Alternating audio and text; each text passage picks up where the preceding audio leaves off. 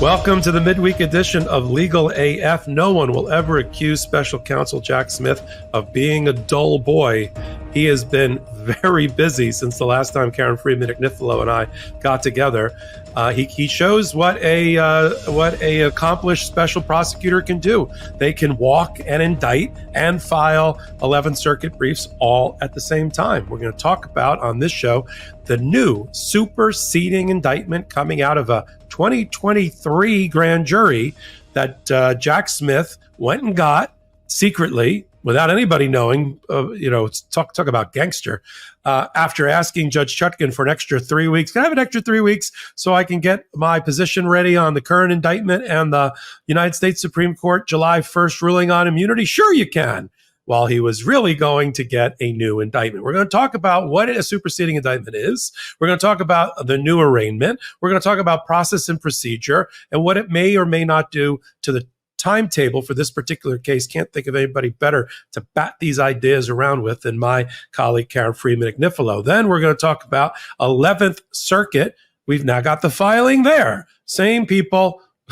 Same quality work you've come to expect from the special counsel's office, filing the brief in order to school Judge Canon. We're in Judge Canon school now about what she did wrong in finding that the special counsel is a figment of her imagination, isn't properly appointed, isn't properly funded, isn't an inferior officer who sits under an attorney general or any of that, and then got around to dismissing the Mar-a-Lago case because she just can't figure out what a special counsel is or how they're properly funded by Congress or under the Constitution. And he's not having any of it. We'll talk about what he's told the 11th Circuit. We don't know yet who the three-judge panel of the 11th Circuit is, but we can make some educated guesses about how this is going to go for the Trump lawyers. Then I've got a special pleasure here, a point of personal exception and pleasure. We're joined again by my law partner, Nick Rostow. And when he's not my law partner, Mr. Rostow, Nick, as we like to call him, has an amazing career, primarily serving Republican presidents in the White House. He's joined together with 11 of his colleagues to not only talk about the looming threat to democracy, our constitutional republic of a Donald Trump being returned to the White House, but an endorsement of Kamala Harris. Tomorrow, I'm going to be interviewing again Judge Ludig about his separate statement going after Donald Trump appropriately and saying why he's voting for Kamala Harris. But here, Judge Ludig has been joined by 11 others, including Nicholas Rostow, Special Assistant to the President for National Security Affairs and Legal Advisor to the National Security Council under both Reagan and Bush 41. Will join us for that segment to talk about how he got to this point in history in his own personal position taking and why it's so important to our democracy and constitutional republic. And then Karen and I will talk about the new lawsuit just brought by the Democratic National Committee and the Georgia Democratic National Committee to once again make Fulton County, Georgia, ground zero for the fight for election integrity. No, we're not talking about the prosecution case against Donald Trump. We're talking about this new lawsuit against the election board, the state election board for Georgia, now dominated by Trumpers and MAGA, who have decided to change the rules in the middle of the game about how election boards can certify and canvass elections, trying to take away power from judges and courts to handle contests related to fraud in an attempt to throw sand in the gears of our democracy and avoid the inevitable, the certification, we hope, of the election of Vice President Kamala Harris as president. And we love that too. We're going to talk about all of that and so much more with Karen Friedman Agnifilo. Hi, Pope. Here for hey, how you doing? I'm glad you're here for the whole show. I'm glad you're back where you're at. And yes. It's good to be last back. week you were in transit and you were able to participate in the Manhattan DA segment, but not for the whole thing. But let's love to see you here. Let's jump right in. Jack Smith can walk and chew gum at the same time and indict and file 11th Circuit briefs at the same time. Talk about, I've done some hot takes, you've done some hot takes. Talk about it from your perspective. Why don't you explain to the audience, what is a superseding indictment? What is the meaning of it coming out of an existing grand jury that's been kicking around since apparently 2023? Why did Jack Smith decide to do that rather than or did he have to do that in order to salvage his indictment? And what does it mean for the future? Arraignment, motion practice, trial in this case. Why don't you sort of kick it off, and then I'll do some commentary when you're done. Sure. So let's start with what is an indictment. An indictment is the charging document or charging instrument that tells you what the charges are against you. And you get the indictment by presenting evidence to a grand jury, and the grand jury votes on whether or not there is probable cause to believe that a crime occurred. It's a lower standard. It's not beyond a reasonable doubt. And in the federal system, your evidence doesn't have to be live witnesses where they come in and they testify and tell you from their firsthand knowledge what happened, like you have to in New York, for example. You could have an FBI agent come in and testify and talk about their summary of the case. I mean, that's sometimes what prosecutors do. So it is quite easy to get an indictment if you have the evidence. You go in, you swear to tell the truth, and you have to under oath tell them exactly what the case is about, but it's not that complicated to do federally. And prosecutors often supersede. Now, a superseding indictment just means it's amended or it's changed. And if you're going to add any charges, add any words, add any defendants, if you're going to add anything to an indictment, you have to supersede. If Jack Smith were going to just, for example, take out certain things from the indictment, he would not have had to supersede. He could have just literally crossed them out and dropped it off of the indictment. So that the fact that he superseded and didn't just cross things out was clue number one that the indictment has changed pretty dramatically. In light of the July immunity ruling that the Supreme Court handed down, saying that the president or any president essentially is immune for official acts. And again, because he could be just immune from official acts, he could have just gone through and X'd things out, but he made a lot of changes. And the changes were both substantive and stylistic, and was very interesting because he made sure in this new superseding indictment to make this all about Donald Trump in his personal capacity or his as a candidate, so not as president. And so a lot came out, including everything related to the Department of Justice, like Jeffrey Clark and his attempt to install Jeffrey Clark in the 11th hour after the election, after he'd already lost, but before inauguration, to try and continue this bogus election interference claim with all these ridiculous investigations into quote unquote fraud, right? That was, he's like an environmental lawyer at the Department of Justice that he was going to super elevate to the role of acting attorney general in these waning days of his administration, which is just suspect in and of itself. And all of that has come out, and it leads an open question because Jeffrey Clark was one of the co-conspirators. I think it was co-conspirator number 4, and that's just been removed. The other co-conspirators, there were 6 total, were still there. When we saw there was a superseding indictment, one of my questions that I had to myself was, are the co-conspirators going to be are they going to be indicted? They're unindicted co-conspirators. Are we going to see a 7-defendant or 6-defendant indictment? But no, Jack Smith kept it only Donald Trump, but he kept the same 4 charges. He didn't change that. The same exact 4 charges. It's just about what he's going to prove and what evidence came in. And the indictment takes you through, you go through it all, and it's very much about candidate Trump and citizen Trump and Trump in his personal capacity. And,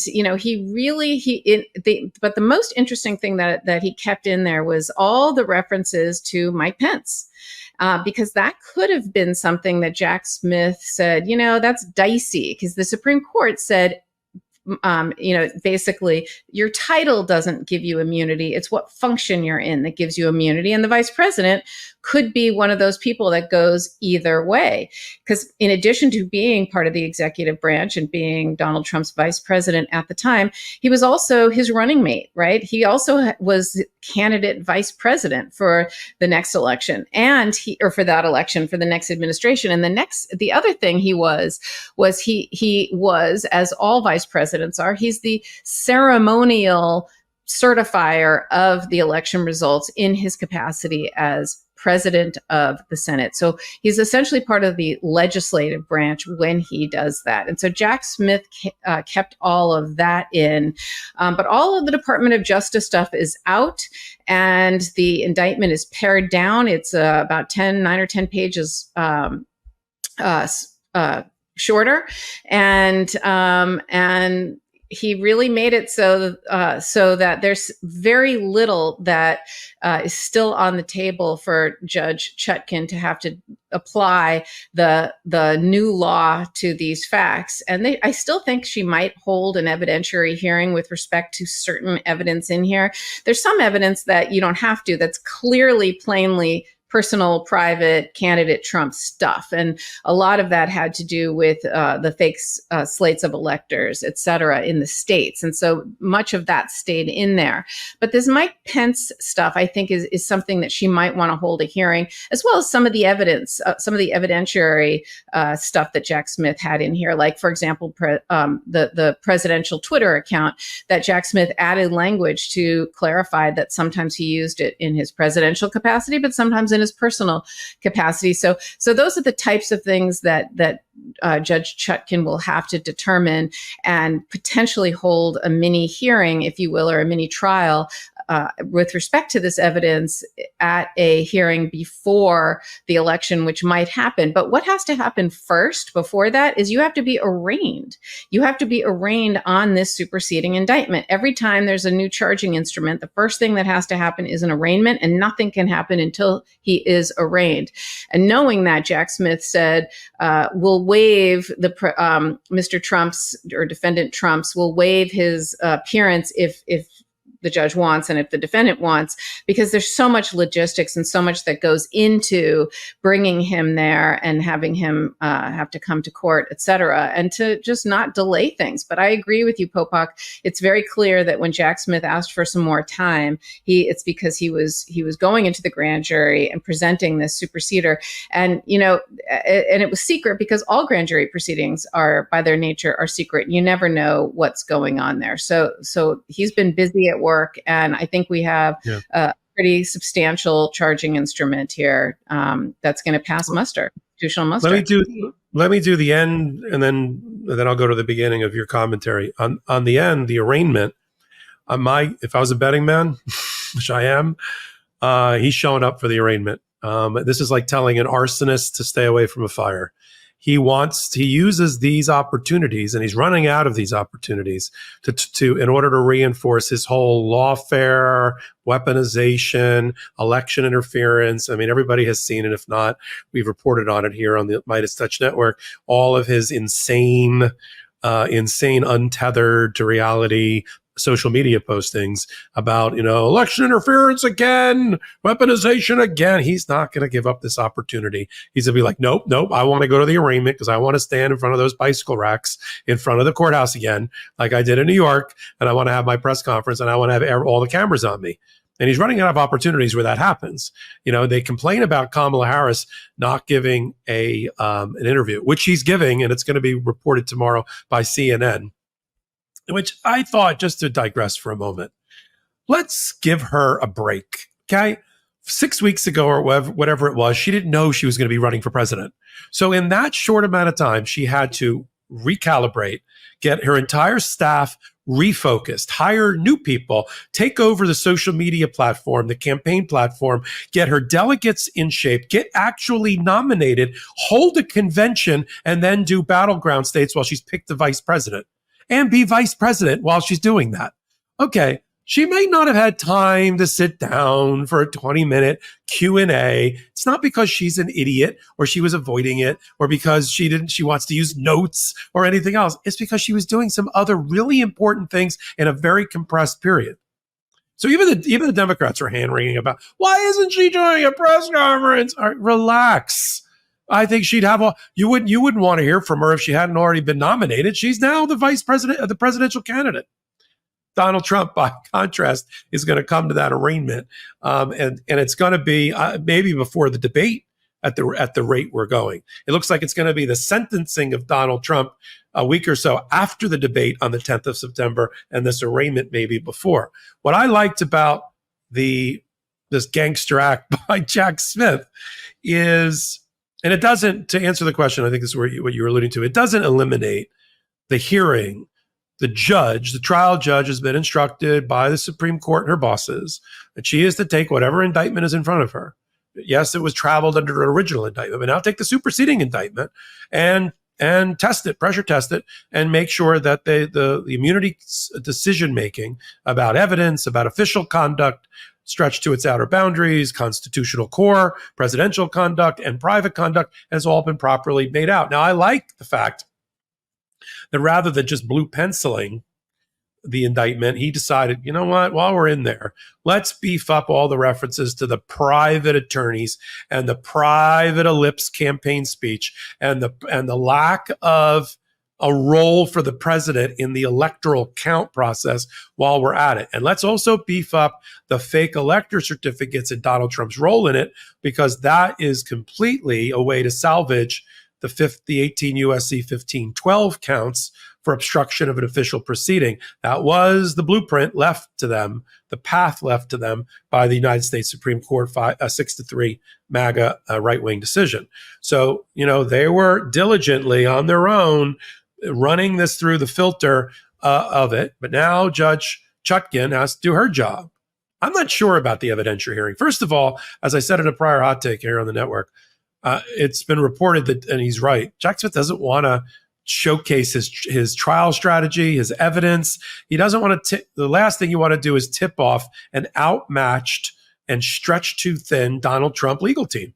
I don't want to give them a show of what I've done mini and summary trials in front of juries. You don't want to do it. If you don't have to, you don't want to do it.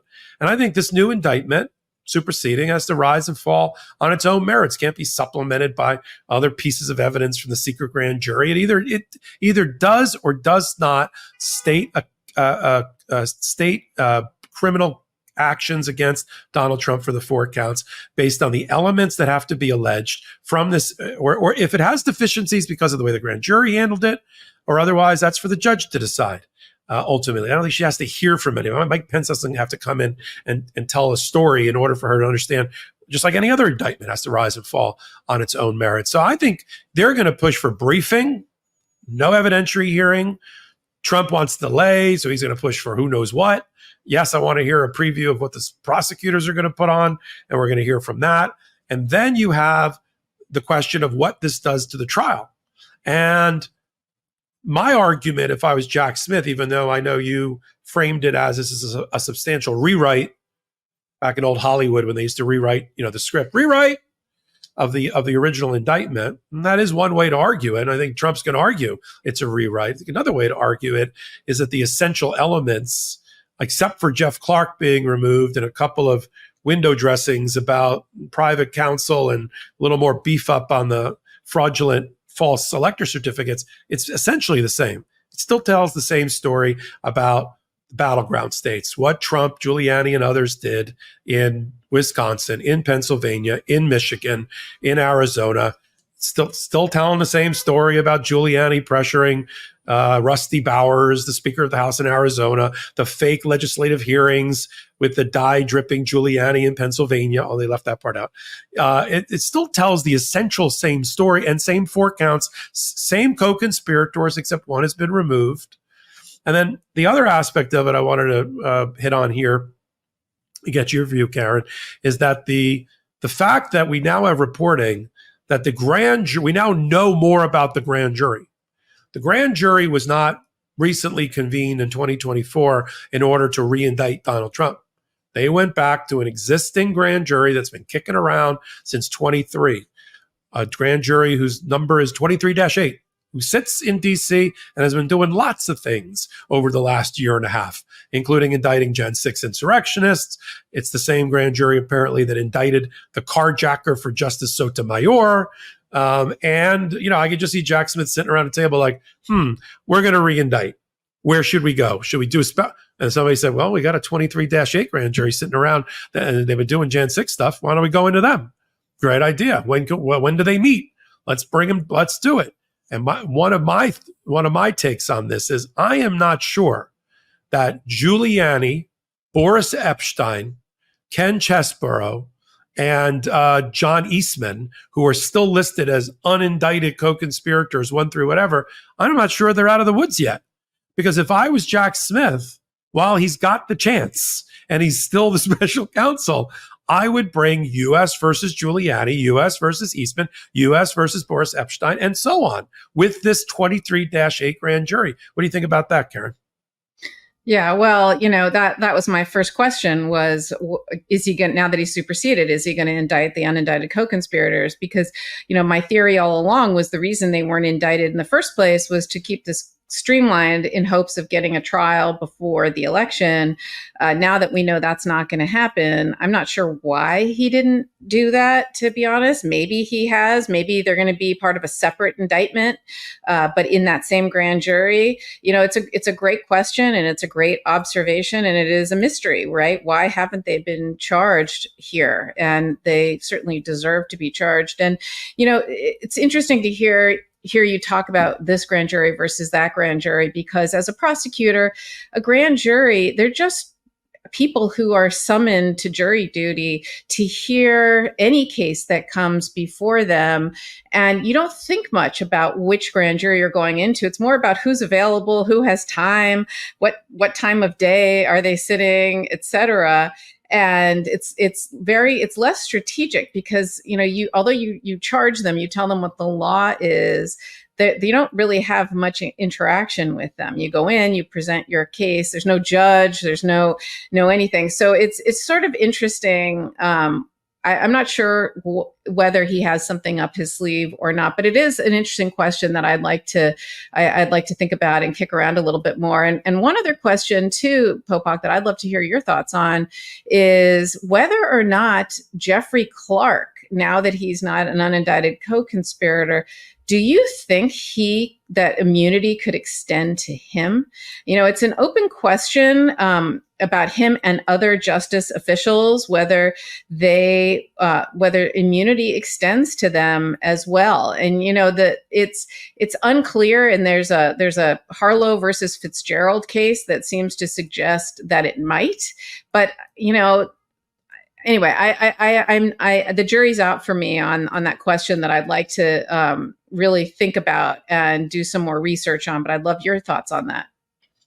Yeah, and I think you and I will be in a better position by next midweek after we see the actual filings from Jack Smith, because he's still going to be taking a position about, hey, guess what I did during my summer vacation? I got a superseding indictment, and now we need to talk about it. And I think he's going to be doing some talking about it, and we can. To your question, is Jeff Clark out of the woods now? Certainly under the way the United States Supreme Court framed the use of official conduct, or in this case, core presidential absolute immunity conduct to help as evidence to prove unofficial conduct. That's a big no-no. I know why they dropped Jeff Clark from the allegations. They didn't need him, and actually it would have offended I believe, and tried to poke the bear of the United States Supreme Court if he had continued to be included. But you're asking a broader question. You're asking whether Jeff Clark could still be indicted or has some sort of immunity. He'll raise all of it. He got indicted in Georgia. Meadows is busy. We'll do it on another episode. Is busy trying to drag the case to federal court again. He's asked the United States Supreme Court in the Georgia Fulton County election interference case, which sort of maps onto this, to transfer the case to federal. But Jeff Clark is an indicted co-conspirator in the Georgia Fulton County case, and so. I think it's still up for grabs. And if I'm Jack Smith, I let's have that fight about the extension of immunity about it. I never really saw presidential immunity helping the other side of the equation, help the president. If one of the reasons that there's presidential immunity is so that it doesn't hamper his ability to, make decisions, et cetera. Well, how can he make exactly right? Exactly. Well, how can he do that if they're facing prosecution? It's an interesting question that if you start to go down the rabbit hole, I'm a little worried that it could be an issue. So I want to think about it and I want to do some more research. But I think I'm putting a pin in it because the Supreme Court makes it it's not clear, but it might be. And I think Jack Smith is hedging a little bit. You've hit a nail right on the head, as always. The murkiness, the muddiness, the unclear thinking of the Supreme Court decision has been chapping the ass of anybody that dabbles in constitutional analysis, like people on our show, people that are coming up, like Nick Rostow in our next segment or so. And it's purposefully not well written. And we can't fit. The reason that we're here sort of ruminating about it and trying to figure it out is because it's not clear and nobody can figure it out. And that was one of their intentions, was to sort of leave it really, really, really bad. The last thing I'll say before we move on to our sponsors in the next segment is, I mentioned Mark Meadows. When the original indictment came down, Karen, how much time did you and I and Ben spend scratching our head about the fact that Mark Meadows was left out of the original indictment? Yeah, we thought he was cooperating. We thought he's cooperating. Well, now we know he's not cooperating. And so it begs the question, why isn't he in the superseding indictment? It's more of a rhetorical question. So I don't think he's out of the woods. And maybe Jack Smith and this 23-8 grand jury, we might see a U.S. versus, as you said, a whole bunch of other people who are the co-conspirators. Gladys Knight and the Pips all get indicted. But we'll talk about that in my ridiculous pop culture references. We'll talk about the 11th Circuit position that Jack Smith has taken against Judge Canon, while he's schooling her and telling the 11th Circuit that the judge has violated the cardinal rule and cardinal sin of being a federal judge, not recognizing hierarchical stare decisis, which is a Latinate and complicated way of saying she doesn't know who her bosses are. And we're going to talk about why she should have learned that the first day in Judge Academy, in Judge School, when she got that position, and why it infected her entire decision making. We'll talk about that. And then we're going to talk about the dam has broken against Donald Trump. And now Republican patriots, leaders, lawyers, White House lawyers for Republican presidents, constitutional scholars, judges have all come out, not only against Donald Trump, but for Kamala Harris. And we'll be joined by my law partner and one of the signatories of a stinging rebuke of Donald Trump against him and in favor of Kamala Harris, Nick Rostow. And then Karen and I will round out the show today talking about the new suit in Georgia. We're back in Fulton County. It's like Godfather 3. When I thought we were out, they're dragging me back in. We got another election integrity issue, if you can believe it, even before we get to the election and anybody has voted in Georgia. We'll talk about all that. Now it's time to talk about how to support the show. You like the show? You're here this long? You're here at the 29-minute mark? Okay, here's how you support the show. And it's all free. First, free subscribe to the Midas Touch Network. We're so close to 3 million. I can't tell you how important that number is to the network and to the content on this network coming to you. It's the way to help. Go out and free subscribe. Just hit the subscribe button. It's easy. Boom, there you go. You're done. That's one. Second way you can do it is to support us by, watching other content on the network. I do a lot of hot takes. Karen does hot takes. Ben Mycelis does, of course, hot takes. And you can do that. And then, we as content providers here and legal analysts, we do other shows. Karen has a new show. It's called Mistrial. There it is. Karen Friedman, Agnifilo, and her two law partners, Danya Perry and Kathleen Rice, get together from their own unique perspective as former prosecutors, and they have this great new show. It's not Legal AF, it's Mistrial, and you guys should join it whenever you see it, and a new episode will be coming up this week. And then we've got these, we got Patreon. We'll do Patreon next. Patreon.com/LegalAF. That one costs some money. That's $10 entry fee a month. You get exclusive content you can't get anywhere else. And you learn more about the law at the intersection of law with Professor Ben and Popok, bringing it to you live right there on patreon.com. And then Jordy has burnt the midnight oil, candle at both ends, to bring us an amazing group of pro-democracy sponsors. What do I like about our sponsors? They don't tell us what to say. They don't edit us. They don't censor us. We never get an email the next morning telling us we shouldn't have brought up that topic. We talk about anything, and we're not going to take on a sponsor that's going to try to tell us what to do. And that's why they very proudly make sure we say out loud that this episode or this podcast is sponsored by fill in the blank. And the way you can support the show is not just to watch the ad and not click it off. Don't do that. The second way is we like the products. We tried the products. I won't testify and do a commercial if I don't believe in it. Karen won't either, neither will Ben. If you like the product, you want to give it a try with one of our discount codes, now's the time. So we have that point in our show right now, our first set of sponsors. As we age, balancing our social life with next day responsibilities becomes trickier. That's why I'm thrilled to have discovered Z-Biotics Pre-Alcohol, a game-changing product for responsible adults who enjoy a drink but have plans the next day. Z-Biotics Pre-Alcohol is the world's first genetically engineered probiotic. Invented by PhD scientists, it's designed to address rough mornings after drinking. Here's the science. When you drink, alcohol creates a toxic byproduct in your gut. This byproduct, not dehydration, is what makes you feel rough the next day. Pre-alcohol Z-Biotic produces an enzyme that breaks down this byproduct. Just make Z-Biotics your first drink of the night. Enjoy responsibly, and you're set for a better tomorrow. Since I started using pre-alcohol before social events, I've noticed a significant improvement. After a night out with friends, I wake up feeling refreshed and ready for my day. Whether I have an important business meeting or a family outing, I can approach my day with confidence. Vacations, weddings, birthdays, and reunions, there's so much going on. Get the most out of your summer plans by stocking up on Z-Biotic Pre-Alcohol now. Go to zbiotics.com/legalaf to get 15% off your first order when you use LegalAF at checkout. Pre-alcohol Z-Biotics is backed with a 100% money-back guarantee. So if you're not satisfied for any reason, they'll refund your money. No questions asked. Remember to head to zbiotics.com/legalaf and use the code legalaf at checkout for 15% off. Thank you, Z-Biotics, for sponsoring this episode and our good times. Traditional bed sheets, they can harbor more bacteria than a toilet seat.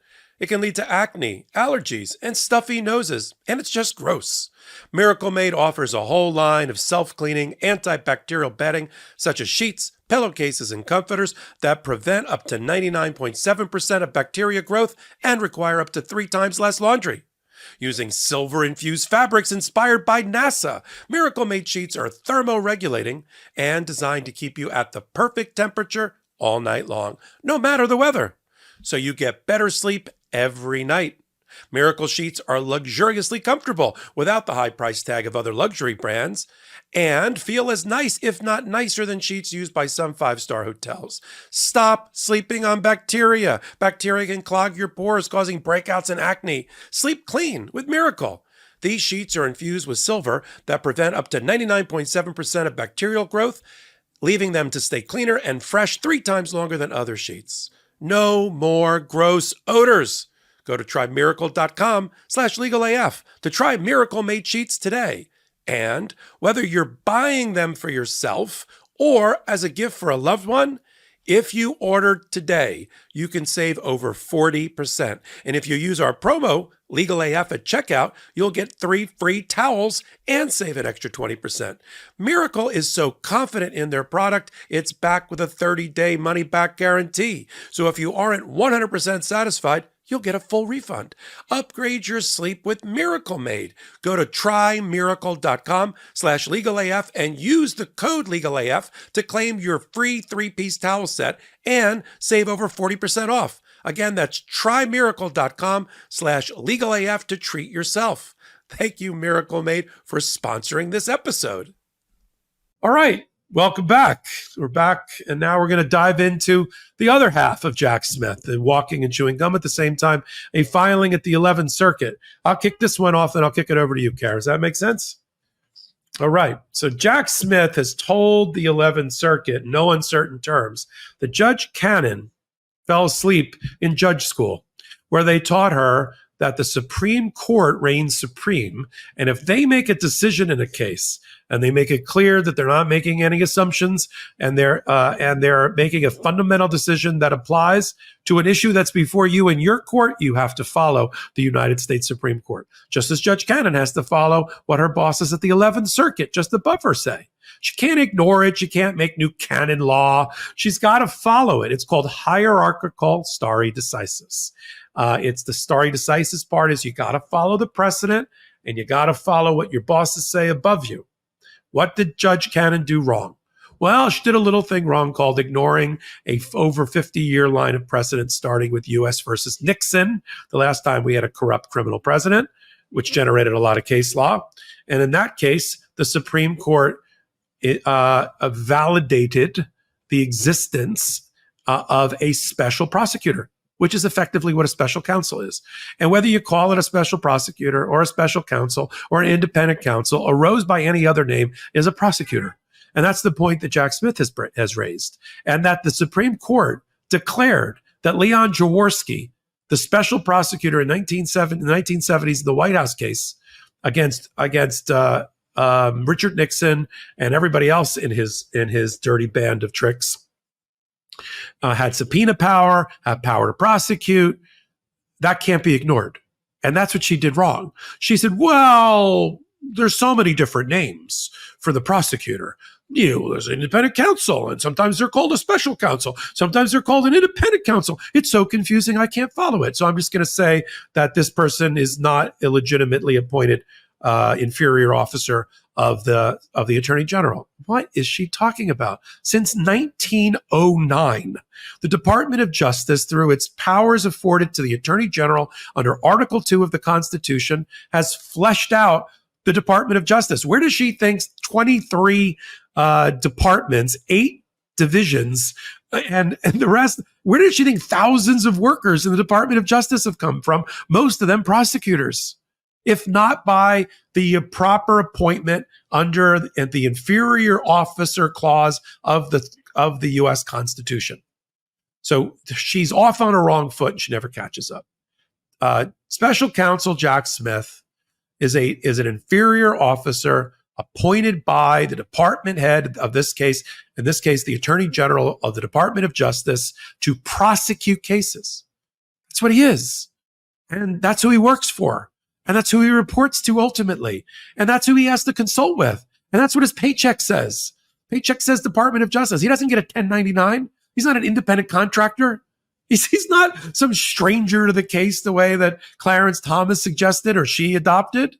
And he's funded appropriately by legislative action that took pains when they repealed the independent counsel law back in the 1990s, when both sides of the aisle hated what Ken Starr did in the Whitewater going after Clinton. They were like, yeah, we don't need this independent counsel rule. Let's let the Department of Justice, through its inferior officer appointment clause, handle it themselves, but they kept the funding intact. They basically said, we're getting rid of the counsel law, but the funding stays alive. This indefinite funding doesn't have to be sought every year. Anytime the Department of Justice wants to exercise its right under its guidelines, adopted ultimately by Congress through the CFR, Code of Federal Regulation, to appoint a special counsel, which is what happened here, they're funded. They're funded out of the Department of Justice's budget. That's it. This is not complicated. What I just did in 4 minutes, Alien Canon in 93 pages couldn't get right. And now with the 11th Circuit filing, you have it. Let me just read 2 parts of it, then I'll turn it over to you, Karen. This is my favorite. These are my favorite parts. So under the statement of the case, they love taking her to task by saying that there's been some version of a special prosecutor since the 1870s. Okay? And the naming of it, the nomenclature doesn't matter what we ended up calling it. And she puts undue influence or weight on the naming or the funding or the this and the that, and ignores the U.S. versus Nixon precedent. This is what they said. The Attorney General validly, this is page 8, the Attorney General validly appointed the special counsel, who is also properly funded. In ruling otherwise, the district court, that's Canon, deviated from binding Supreme Court precedent, misconstrued the statutes that authorized the special counsel's appointment, and took inadequate account of the long-standing history of the Attorney General appointments of special counsels. Oh, that's all she did? Okay. They then lead off with U.S. versus Nixon. And this is what they say on that. In 1974, the Supreme Court, this is page 8 again, determined that the Attorney General had statutory authority under 4 different sections of the U.S. Code. Section 28 U.S.C. Section 509, 510, 515, and 533. That's the recurring theme in the brief. That those same sections, 09, 10, 15, and 33, are the power that come down from the U.S. Constitution, Article 2, through Congress to empower the Department of Justice and the Attorney General to do just what they did. This is what it says on page 8.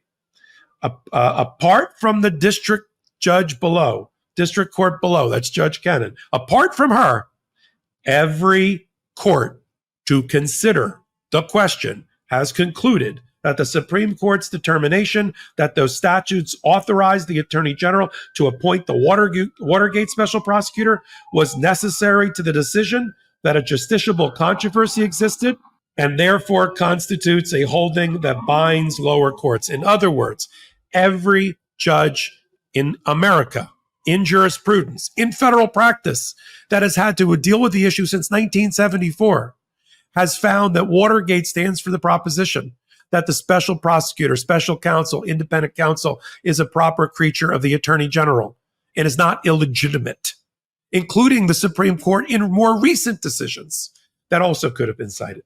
So I could go on, including the references to things that happened in 1909, in 1870. I mean, on pages 12 through 13, they go through that long history of the Attorney General appointing the lawfulness of the special counsel's appointment.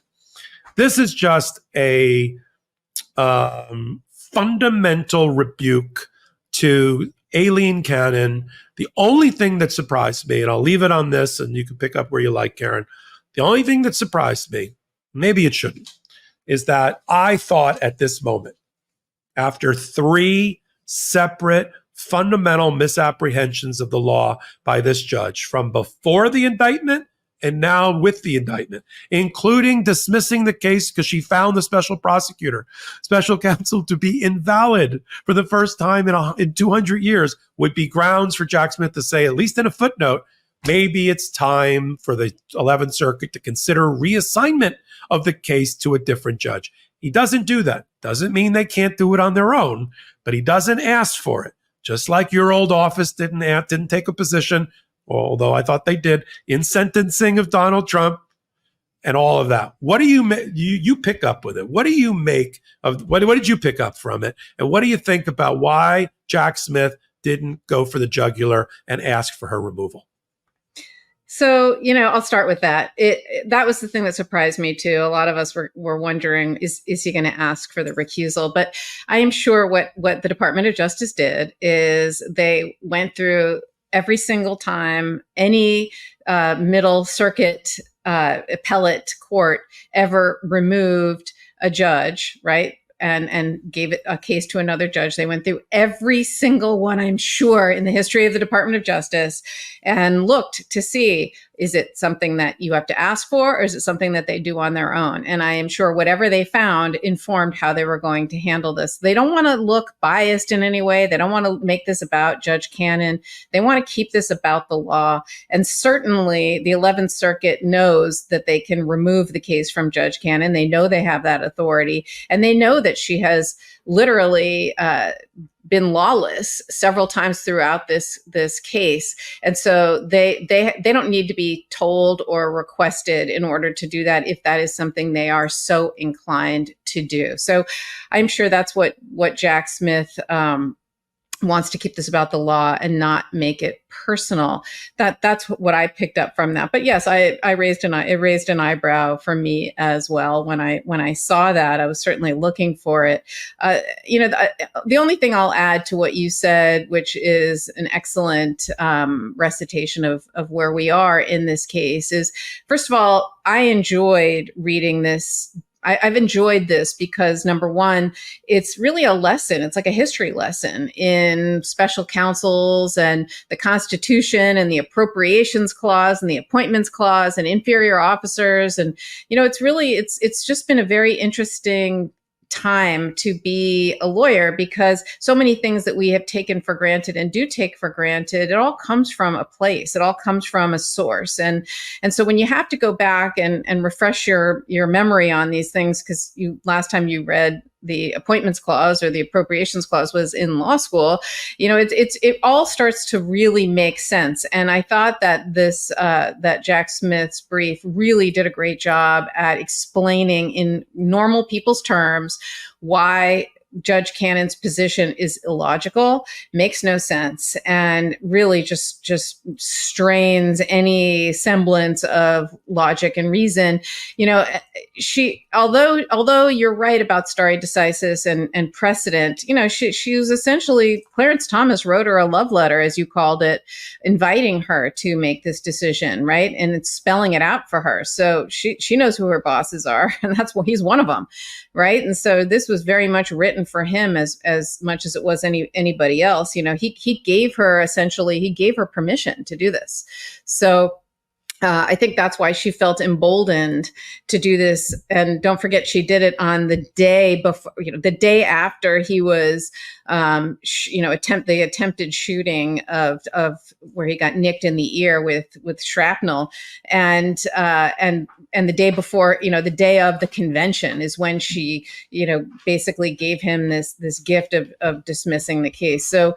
But the thing about it, my favorite part of it is just how ridiculous and illogical it is. The position she's taking, which is that special counsel would be okay if you appointed him from within the Department of Justice. The person had to be already an employee. But the fact that you pulled him from the outside, then it's not okay, and that just seems ridiculous. Because, of course, the Department of Justice can appoint AUSAs, the special assistants who are the thousands of people across the country who prosecute these crimes. And, of course, they can even, they can appoint, the president can appoint United States attorneys, and all that. There's all sorts of units and bureaus, et cetera, within the Department of Justice, right, that they create, and none of those have to be approved by Congress. And so, just to make it so that the special counsel is somehow different than that really just makes no sense. So I thought that they did a really good job at explaining that in this, and to show how this is kind of an absurd position that she has put herself into. So I think the 11th Circuit will very, very quickly and expeditiously rebuke her on this. That's my feeling. Yeah, I agree. And I think they by the prosecutor remaining agnostic about reassignment, I mean, it is what it is. And if the 11th Circuit and the 3-judge panel, which has not yet been assigned, but I'm hoping that William Pryor, the chief judge, is part of it. If they think it's time for her to go under the reassignment power that they have under the statute, then they're going to reassign her. This would be a perfect time to do it. It's like I will assure you that in the history of every person on the 11th Circuit, they have never dealt with a case where a federal trial judge has dismissed the case and closed the case on the indictment because she found that the prosecutor was improperly appointed.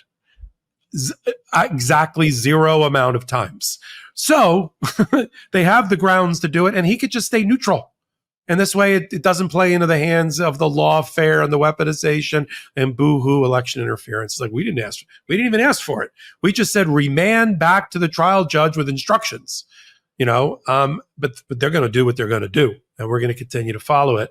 I wanted to, Karen, bring in our next segment, we're going to talk about the groundswell of support by Republican leaders, patriots, constitutional scholars, White House lawyers who all worked for Republicans and who banded together in a new Republican White House lawyers letter, which we have our copy of here, not only to rebuke, that's my word of the day today, Donald Trump, but also to endorse, more importantly, endorse Kamala Harris, and for good reason. Let's bring in Nick Rostow. Hi, Nick. Hi there. It's great to be back on your show. Hi, Thank Nick. you. And for those that follow the show closely, we had Nick Rostow on because he's also an expert on classified documents, national security issues, and we brought him on way back when we talked about the Mar-a-Lago case and about SIPA, the Classified Information Procedures Act case, right? Right. If I had documents, classified documents in my garage, I'd be in jail. I wouldn't even, there'd be no trial. There'd be nothing. Yeah. So we got Nick back, and when he's not my law partner, full disclosure, he has an illustrious career. It would take an entire show for me to read out his CV, but you can go on Wiki and in other places, my firm website, and find his. But we'll just summarize it this way, in a very pithy way. As it relates to this segment. Special Assistant to the President for National Security Affairs and Legal Advisor to the National Security Council for both Reagan and Bush 41. And so you know that those are both Republicans. And let me just read excerpts from the letter. I did a hot take about Judge Ludick about a week earlier. He's also joined this letter about his position that he's taken. And we're going to have him on tomorrow. I'm going to have him on for a separate special edition of Legal AF as an interview. But let me just read to you what Nick signed along with all these other lawyers, including Judge Ludick, and we'll get to that in a minute. It starts this way. We are lawyers who worked in the White House and executive office of the president for Republican presidents Ronald Reagan, George H.W. Bush, and George W. Bush. We endorse Kamala Harris and support her election as president because we believe that returning former President Trump to office would threaten American democracy and undermine the rule of law in our country. And that's the first sentence, folks. I continue. We urge all patriotic Republicans, former Republicans, conservatives, and center-right citizens and independent voters to place love of country above party and ideology to join us in supporting Kamala Harris. And then they give some of the reasons why. Donald Trump's own vice president, Pence, and multiple members of his administration and White House staff at the most senior levels, as well as former Republican nominees for president and vice president, have already declined to endorse his reelection. They understand especially well the profound risks presented by his potential return to public office. Indeed, Trump's own attorney general and national security advisor have said unequivocally that Donald Trump is unfit for office, dangerous, and detached from reality. Trump's attempt to prevent the peaceful transfer of power after losing the election proved beyond any reasonable doubt his willingness to place his personal interest above the law and values of our constitutional democracy. And they don't conclude it this way, but I think this is a very poignant point here to segue into Nick coming on. We believe this election presents a binary choice, and Trump is utterly disqualified. Accordingly, we choose to cast our votes for Kamala Harris to prevent returning to office someone who was guilty of grave wrongdoing to our Constitution, democracy, and rule of law, and who remains unfit, dangerous, and detached from reality. And then they give a whole list, which we'll talk about over with Nick, about why they will vote for Kamala Harris over Donald Trump and the MAGA movement. Let's bring on Nick. Nick, talk to our audience about how your own personal evolution and how you got to this moment in history where you decided, and you've been doing this regularly with the filing of amicus briefs with this group or the similar group against Donald Trump, but talk about your background, your Republican, Federalist, conservative background, and how you got to the point where you said, I'm going to help write and sign this letter and endorse Kamala Harris. From my vantage point as both a constitutional and White House presidential scholar and also as a Republican. Well, my personal evolution is from sort of A to B. I was an intern for Henry M. Jackson, of a senator from Washington, Scoop Jackson. I don't know how many people in your audience will remember him, but he was a hawk on defense and foreign affairs and a liberal domestically. And my needle really hasn't moved very much since then. And I could not, I went to work in the Reagan administration just by serendipity, really, and wound up as legal advisor to the National Security Council and held that position for 5.5 years. I was and am the person who's held that job longer than anybody. And one learns working at the White House what an extraordinary office the office of the president is, how bound up with the history and constitutional history of the country it is, and how much respect one has for it, and how much respect for the office its holders, at least the ones I worked for, had for it. For example, George Herbert Walker Bush was never in the Oval Office in his shirt sleeves, always in a suit, wearing his jacket.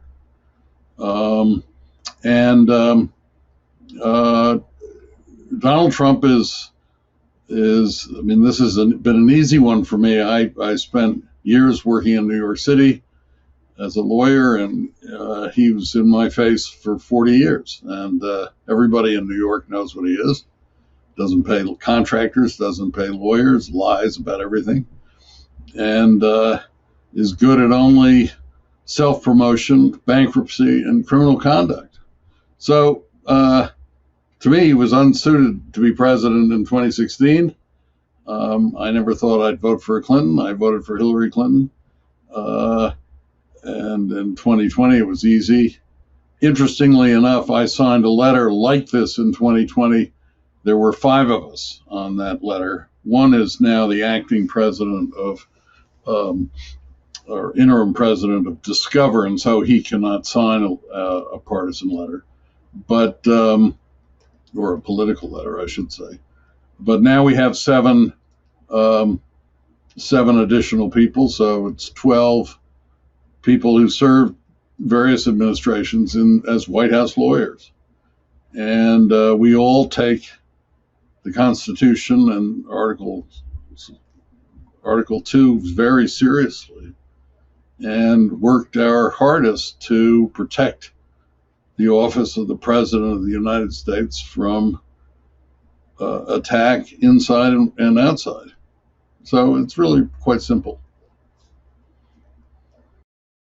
Yeah, well, Karen's going to have to kind of leave us a little bit early. Let me ask Karen. You want to ask Nick some questions before I kind of wrap up our segment here?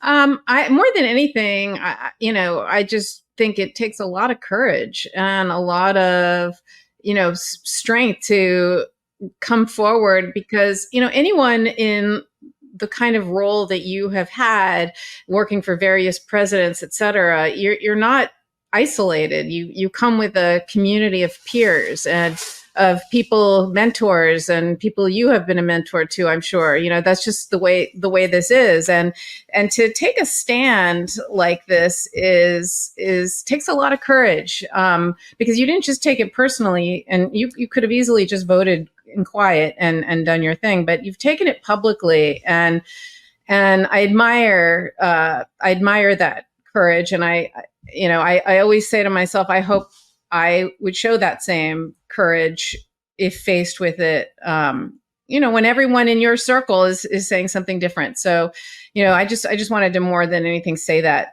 to you and others like you who put their own careers on the line, actually, potentially, by taking this sort of position. So, it's a true public service, and I'm just very appreciative, and it's great to have you on the show. And, I want to, whether it's you, whether it's Adam Kinzinger, whether it's, people like Liz Cheney, who I don't agree with any of her policies, but I respect so much what she did.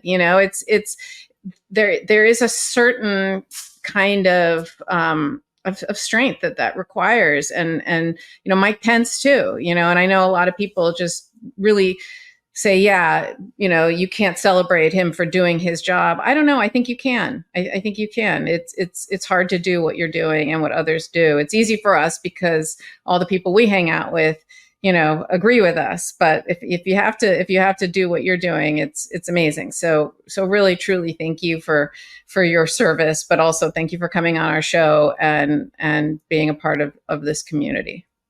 Well, I really appreciate that. To all of us, as first of all, the American people are united by the Constitution of the United States, and all officials take the same oath. The president's oath is a little different, but everybody else, it's to support and defend the Constitution against all enemies, public and private, foreign and domestic. And when Mitch McConnell said that what happened on January 6th was, I don't have the text in front of me, but he used the word terrorism, and he called them terrorists, and he said one man was responsible, Donald Trump. Now, material assistance to terrorism is a very, very serious federal crime. And I suppose under the Supreme Court immunity decision, it would be difficult to get an indictment for material assistance to terrorism as described by Mitch McConnell. But for me, that's exactly what it was. And it was, as Judge Ludwig has said over and over again, insurrection against the Constitution of the United States, which the president is sworn to uphold. So, that's what I used to get paid the big bucks to defend, and I still believe in it. Yeah, I mean, for you, it also demonstrates, Nick, that, we had an era where you could work for a Scoop Jackson as a Democrat, but be considered to be a statesman and somebody who was an adult and cross over into the Republican world and work for two Republican administrations. They didn't look at you and go, "Oh, you're not loyal because you came from the blue side. You're a Democrat." We don't have that. I mean, I hear people. I had a debate with somebody yesterday, which was very depressing to hear how they framed things. And they almost suggested, I wanted to bring this up with you. They almost suggested that the reason that the country is involved in one way or the other with two different wars, the Russian aggression on Ukraine and Hamas's attack on Israel, is because of the Democratic administration that's in office. Whereas when you and I were, kicking around 30, 40 years ago, you rallied around a president during the time of war. You didn't blame the president because it happened to happen on his watch, right? You didn't, unless he's to blame for it. But they so elide over that, and it becomes, we didn't have any wars under Trump, and we've got wars now. Ipso facto, it must be the Democrats' fault, right? As opposed to the patriotism which goes with a sophisticated recognition that world affairs are sometimes out of our control. We may be the world's policeman, but we're not the world's, telepathic, Orwellian controller of outcome. Yes, that's true, and it's very distressing. I have a friend who's married to a Republican congressman, and she wrote me that some friend of hers had said, "How could you have so and so at a dinner party? That person's a Democrat." I mean, how ridiculous is that? Yeah, and it's a very bad state of affairs is also very ignorant to think that Russia invaded Ukraine for the second time because Joe Biden was president. That's absurd. In my view, Biden has done a better job on foreign policy than anybody had a right to expect. And he's been right on Ukraine, he's been right on Israel to give them time, and he's been right on Taiwan.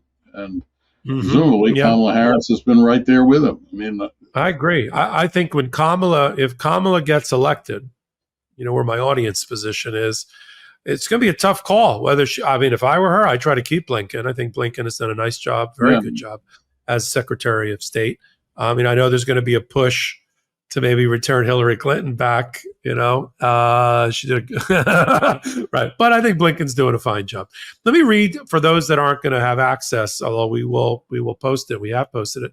Let me read some of the things from the letter as we round out this segment. You had a bunch of bullet points that you signed on to here. Let me just read some of them out loud. We will vote for this on page 2 and 3 of the letter. We will vote for Kamala Harris because we strongly believe that unlike Donald Trump and his MAGA movement, Kamala Harris and her administration, one, will respect the results of elections, whether she wins or loses. It will not deny the results of a free and fair election by pressuring public officials to find extra votes or commissioning fake presidential electors to falsify the results. That's ripped right out of the new indictment against Trump by Jack Smith. She will oppose rather than encourage and pardon violence and physical attacks by political partisans, that she will not erode our constitutional system of checks and balances by claiming dictatorial power, that she will not undermine the First Amendment by demonizing the press as the enemy of the people, that she will not foment bias and disrespect among fellow Americans by demeaning Americans of immigrant heritage, women, minorities, and persons with disabilities. And this is one of my favorites. That she will not undermine our fellow citizens' patriotism and love of country by continuously trashing essential national institutions and by routinely comparing us unfavorably to foreign despots and autocrats or denigrate the sacrifices of our veterans and their families. And for these reasons, we endorse Kamala Harris and oppose returning Donald Trump to any position of power or trust under the United States. And then we've got the long list of signatories. Karen's right. It took a lot of courage for all of you to band together with and do it from the vantage point of your unique perch in history. I wasn't ever in the White House. I visited the White House. I've never had a tourist pass. I've never served a president in that way. And there's a lot of heft and gravitas that comes when we have the mandarins of our institutions who love our Constitution stepping out and writing and signing on to a letter, one that has gotten a lot of attention, one that has joined in the chorus of Republicans and people who served Republican administrations calling for Donald Trump at the ballot box to not be returned to office. Let's leave it on this, Nick. What has been the reaction that you've been able to obtain from the letter, and does it match what your expectations are? What were your expectations? What did you want to accomplish by getting this letter out? And what has so far happened in terms of the letter, the response to the letter? Well, the hope is that it might cause some people to think hard about how they're going to vote and why, and about Donald Trump's real record. Not what he says it is, but what it really was, and his view of the law and the Constitution. But I've been pleasantly surprised by how much play it's gotten. It got more play than the first letter I signed back of this kind back in 2020. I also was one of the national security Republicans who signed a letter in 2020, many more people supporting Biden. But there were 5 of us in 2020 who signed the letter of this sort that was published in the Washington Post. And it sank without a trace, as far as I can tell. This, I think the Harris campaign has picked up and spread it around, so it's gotten notice. And friends of mine who are going to vote for Trump said, damn it, we should have taken the pen away from him. Well, I'm glad you have a pen. I'm glad you're my partner and my friend. And I'm glad you agreed to rejoin us here on Midas Touch Network and on Legal AF. Nick, always a pleasure. Couldn't think of anybody better to have to talk about this particular segment, especially as a prelude to Judge Ludig joining me tomorrow, one of your dear friends as well. And the reason, frankly, that Judge Ludig agreed to join me I've interviewed him now 4 times, this will be the 4th time, is because you made that connection and contact between me and Judge Ludig. And for that, I am forever grateful. And so is, our 3 million strong audience. So, Nick, really, really great to have you here. We're going to move on in our podcast to our last segment, which is going to be on the Georgia Democratic Party and the National Democratic Party, who have now sued in Georgia to try to cut off at the knees the attempts by MAGA to try to take control of the election, voting, and certification process in advance of November 5, change the rules of the game in midstream, and the Democrats are having none of it. And they're not sitting back idly by and pondering their navel and wondering, I wonder how that's going to turn out. They are taking it to the courts. And I'm going to talk about that next. Karen had to jump off and go off and do one of her, she's a many-hatted person, as we all are. She's doing something else in her legal life, and she's off to do that. And we're now at that point in the show where it's time for support.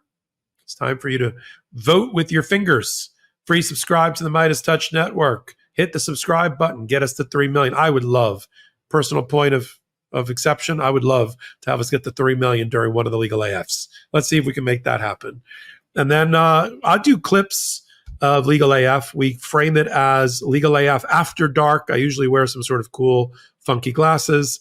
It's usually in the dark. I point to my watch, and then we give you the segment, one of the segments. And the reason we do that is because we want people, if you miss the show and you only have time for a bite-sized segment of Legal AF, there you go. There's a 10-minute clip. Or if you know about the show, you already saw it, take the clip and send it off to people in your life and say, hey, you know that show, Legal AF? Because we're growing organically by word of mouth. Like, we don't have a marketing department. We're completely independent. We don't have outside investors, advisors. We don't have a marketing department. You are our marketing department. You are the network. Without you, there's no us. And so that's a way to help us. And then we've got Legal AF Patreon, patreon.com/Legal AF. For those that want to go to that next level, and for a $10 a month entry fee, there's other levels of membership, but that's the entry level. You get free exclusive content. We do some deep dive and analysis of the law topics. It's like a TED Talk meets a law school class, brought to you by Professor Ben and Michael Popok. We've got a merchandise store, which has not only some cool Legal AF stuff, which we're going to refresh also. You want to get these classic versions. Jordy and I are going to try to refresh it after the election. You can also get all that great pro-Kamala, pro-wall stuff in that store. And then we've got our pro-democracy sponsors. And why we call them the pro-democracy sponsors is because they know all about our show. They've seen the show. They've watched the show. And they want to be on the show. And they're hands off when it comes to trying to control our content or what we say or try to censor us. And they're here in our support. And if you support them, that is the life cycle that we're looking for to help us keep this show alive. We have no outside investors. This is the way to support the show. And now a word from our sponsors. I've been working to lead a heart healthy lifestyle by getting more steps in, but finding the energy to pull it all off has been a struggle. We often think living a more heart-healthy life means making big, unsustainable changes. With Super Beats Heart Chews, you can get daily blood pressure support in just 2 tasty chews a day. And they even promote heart-healthy energy without the stimulants. Paired with a healthy lifestyle, the antioxidants in Super Beats are clinically shown to be nearly 2 times more effective at promoting normal blood pressure than a healthy lifestyle alone. Heart health has been top of mind for me, since I want to be able to enjoy the activities I love including my time with my wife and newborn daughter. That's why I love Super Beets Heart Chews. They provide the energy boost I need to make healthy changes without any stimulants. Double your potential with Super Beets Heart Chews. Get a free 30-day supply of Super Beets Heart Chews on all bundles and 15% off your first order by going to getsuperbeets.com and using code LEGALAF. That's getsuperbeets.com, code LEGALAF. Summertime sadness or the blahs creeping in? Is the heat impacting your focus? Looking for some levity, but need to embrace life with your hands on the wheel? Enhance your everyday with Via. Via is a company dedicated to harnessing the natural benefits of hemp to create high-quality wellness products. From setting the mood in the bedroom to chilling out after a long day, Via has something for you. With award-winning THC and THC-free gummies, Via has a dosage to encourage your comfort. No need to block off hours of the day for an unproductive high when you can experience the full spectrum of benefits from cannabis and hemp products with a microdose of THC to give you a little boost without compromising your responsibilities. Via is also well-renowned for their premium indoor THCA flower, soothing topicals, and calming drops, all crafted with the highest quality hemp sourced from trusted, independently owned American farms. And the best part? Via legally ships to all 50 states in discreet packaging directly to your door with a worry-free guarantee. No medical card required. Trusted by over 500,000 happy customers for their wellness needs, Via is the brand everyone's raving about. So if you're over 21 years old, check out our link to Via's website in our description for 15% off. Unlock the power of nature this summer with Via's organic and vegan hemp extracts, perfect for relaxation and rejuvenation. Via is the only lifestyle hemp brand. They use compounds found in hemp along with active plant extracts to create products, each with a specific effect in mind. Whether you want to get better sleep, ease anxiety, enhance your mood, or just get high, they have something for you. They also have zero THC products if THC isn't for you. You can still take advantage of their CBD line with products designed for sleep focus and energy that will keep you glowing all summer long. Their products range from 0 milligrams to 100 milligrams of THC, so these guys have you covered whether you're looking to microdose or enjoy more potent effects. Farmed and crafted with care in the United States and sourced from the finest hemp for your peace of mind and lab tested and certified. If you're over 21 years old, check out the link to Via in our description and use the code LEGALAF to receive 15% off. After you purchase, they ask you where you heard about them. Please support our show and tell them Legal AF sent you. Enhance your everyday with Via. All right, we're back. I'm going to do this one. It's going to be like a hot take, like a version of a hot take talking about the new case that's just been filed in Georgia. I've got it right here in my hot little hands. Just got filed. Verification for petition for declaratory relief. What does it mean? There is. I feel like I'm telling a bedtime story. Must come from having a newborn. There's a state election board in Georgia. Every state's got one. And this one just got controlled and dominated. It was appointed by Republicans. It's all MAGA. It's 3-2 MAGA. And they decided to get under the hood of the election laws and start screwing around with who can object to vote tallies and who can object to certification of election results in precincts and at the county level. And they tried to give, through new laws, they tried to give power to canvassing boards and election boards, a state election board, to do reasonable inquiries, look at all documents in order to, before a certification. Now look, on the books is a state mandated by its legislature, state mandated certification deadline. It is the Monday at 5 o'clock after the election. So 6 days after the election. And all the rest of this stuff is all bullshit. There already is a safeguard about fraud in the election. It's called the courts.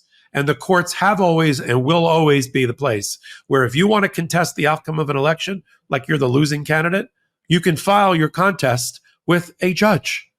not some amateur vote counter who's just there as MAGA to try to figure out a way to throw sand in the gear of election counting, which is what is going to happen here. So the declaratory judgment means you're asking the court to declare something. And what you're asking the court here to declare is that they can't try to get involved with fraud.